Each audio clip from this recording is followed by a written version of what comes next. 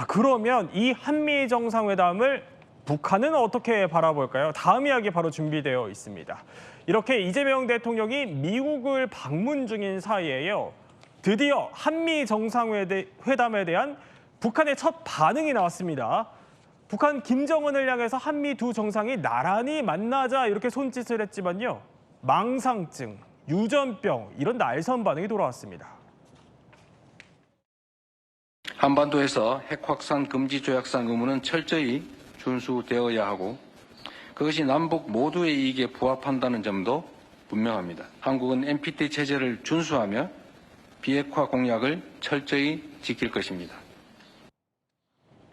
아니 그러니까 이 발언이 이재명 대통령이 미국에서 북한의 비핵화를 강조한 건데 틀린 말 아니잖아요. 근데 북한이 뭐라고 발끈한 거예요? 발끈을 했더라고요. 그러니까 정확하게는 한미 정상회담 발언이 아니라 그 이후에 이뤄진 CSIS에서 이뤄진 이재명 대통령의 정책 연설의 그 비핵화 부분에 대해서 북한이 이렇게 발끈한 겁니다. 조선중앙통신에 이렇게 보도를 했는데요. 자, 위선자 본색을 드러냈다. 비핵화 망상증을 유전병으로 달고 있는 한 이롭지 못할 것이다. 이렇게 아주 거세게 비판을 했는데요. 네. 다만 지금 이재명 정부 들어서 지금 북한의 입장을 낸 게 6번째인데 이번에는 김여정 부부장이나 군부의 담화는 아니고요. 네. 그냥 조선중앙통신의 입장으로 이렇게 이재명 대통령을 실명 비난한 겁니다. 아니 그렇다고 해도 발언 수위가 상당합니다. 그런데 앞서서 이재명 대통령 북핵 문제에 있어서도 뭐 동결부터 하자는 3단계 비핵화 구상을 밝혔는데 이것도 뜬구름 잡는 천진한 꿈이다 이렇게 비난을 한 겁니다. 거기에 또 국가 주권을 미국에 섬겨바친 가난뱅이 한국의 허망한 망상이다라고까지 쏘아붙였는데 아니 미국까지 가서 트럼프와 또 같이 김정은을 향해서 그래도 할 수 있는 구애는 다 한 거 아니에요? 그런데도 너무한 거 아닙니까 이거? 글쎄요, 우리가 가난한 지 처음 알았네요, 북한보다. 지금 이제 북한이 기분 나쁜 건 뭐냐면 2018년, 19년에 남북미 정상회담 때 하노이까지 김정은이 기차 60시간 타고 갔거든요. 그래서 하노이에서 부분 비핵화, 그러니까 스몰 D를 시도를 했거든요. 네. 근데 거기에서 결렬이 됐고 그게 김정은에게는 아주 깊은 상처가 됐거든요. 그러니까 그 이후로는 미국과의 협상에 있어서 절대 비핵화는 안 하겠다라는 이제 입장을 견지해 왔는데 이 대통령이 이제 가기 전에 3단계 비핵화, 동결, 축소 완전 비핵화. 네. 그다음에 이번에 미국 연설에서 NPT 체제, 한반도 비핵화, 완전한 비핵화. 일본에서도 한반도 완전한 비핵화 얘기했거든요. 그러니까 거기에 대해서 이제 반발을 하는 거고요. 그 특징이 뭐냐면 미국이나 트럼프 대통령에 대해서는 입 딱 다물고 이재명 대통령을 비난하는 거죠. 예. 그러니까 그 얘기는 속셈은 뭐냐면 트럼프 대통령과의 만남은 여지는 남겨둔 거죠. 게다가 북한은요. 이재명 대통령의 이 발언도 물고 늘어졌습니다. 가난하지만 사나운 이웃은 그냥 억압한다고만 모든 게 해결되지는 않고 필요하면 적절하게 관리할 수단도 필요하지 않을까. 그게 훨씬 더 안전하지 않을까. 아니 저것도 틀린 말 아니잖아요. 북한이 사납긴 사나워요?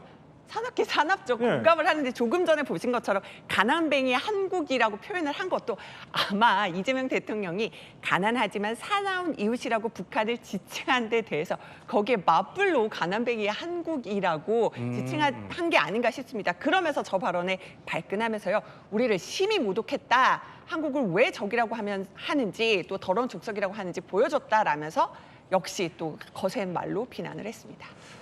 북한도 속내가 복잡하다고 느껴지는 게요.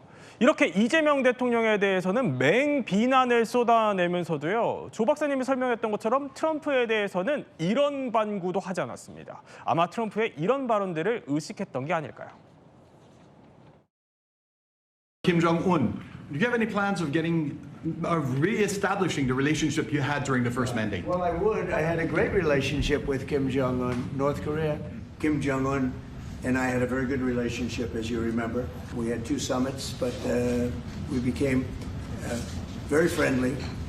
Respect. It was great respect. 그 얘기를 들어보면 이종훈 평론가, 그러니까 트럼프는 지금도 김정은이랑은 좋은 관계다 이렇게 생각을 하는 거예요. 그럼 이번 회담에서도 김정은 만나고 싶다 이런 심정 노골적으로 좀 드러냈으니까 뭐 지금쯤이면 이렇게 뉴욕 채널로 북한이 트럼프 친서 좀 받고 있을까요? 글쎄요. 가능성은 충분하다고 봅니다. 왜냐하면 양쪽 다 상황을 관리하는 듯한 지금 메시지가 나오고 있어요. 우리 친서 이야기 꽤 오래전에 한번 다뤘었죠. 트럼프가 친서를 보냈는데 공식적으로 거부했었잖아요. 네. 그런데 트럼프 대통령의 특성상 공식적인 친서를 만약에 보냈고 저쪽에서 받았다고 한다면 발설할 가능성이 좀 높아 보입니다. 그러니까 친서가 만약에 갔으면 벌써 트럼프 대통령이 입에 올리지 않았을까라는 생각도 들긴 하는데 어찌됐든 트럼프 일기 때도 뉴욕 채널을 많이 가동을 했죠. 주 UN 북한 대표가 있는 예. 지금 뭐 1.5 채널 같은 반관 반민 이런 거 아마 안 할 겁니다. 이미 한번 만나봤으니까. 그래서 친서의 가능성도 있지만 최소한 물밑의 대화는 시작한 게 아니냐라고 조심스럽게 또 생각해 볼 수 있을 것 같아요. 그래도 끝까지 뭐 트럼프 비난을 안 하는 거 보면 트럼프 심기는 안 건드리겠다는 것 같습니다.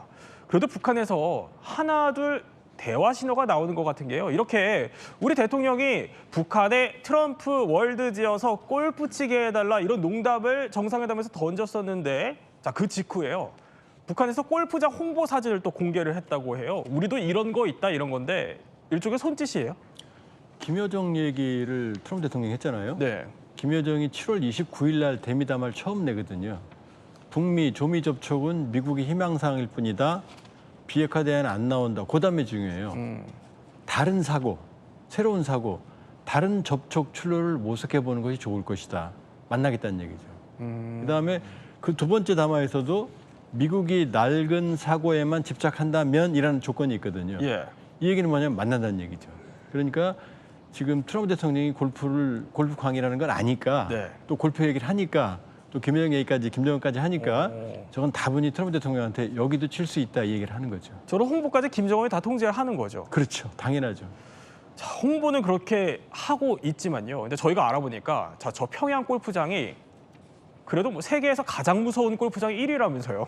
근데 표현이 좀 의아하죠. 가장 어려운 골프장도 아니고 네. 가장 무서운 골프장입니다. 네. 지금 1위를 한 게 악어가 나온다고 1위를 한 게 아니라요. 평양 골프장에서 예전에 김정일이 살아생전에 처음으로 한 라운딩에서 무려 54타를 쳤다고 광고가 됐기 때문에 가장 무서운 골프장이다 이런 얘기가 나왔는데 54타를 치려면요 11개 홀에서 홀인원을 했고요 무려 34 언더파를 친 겁니다. 그래요. 이 수치로 보자면은 그 어떤 지금 프로골퍼 선수보다 잘 친 거고 네. 이런 부분들을 홍보를 하면서 이렇게 김정일 위원장 당시에 정말 골프를 잘 친다를 홍보하기도 했는데 그렇기 때문에 가장 무서운 골프장이라는 이야기가 나온 것 같아요. 이 북한에서 어떤 의사표현의 자유가 억압되어 있고 네. 한 사람의 어떤 오래된 그런 숭배하는 듯한 그런 모습들을 보여준 것이 무서운 골프장이다 이런 표현을 나타나게 한 것 같습니다. 그러니까 2014년 당시에 저렇게 1위로 꼽혔다는 거고 근데 지금도 여전히 무서운 골프장일지는 가보면 알겠지만요.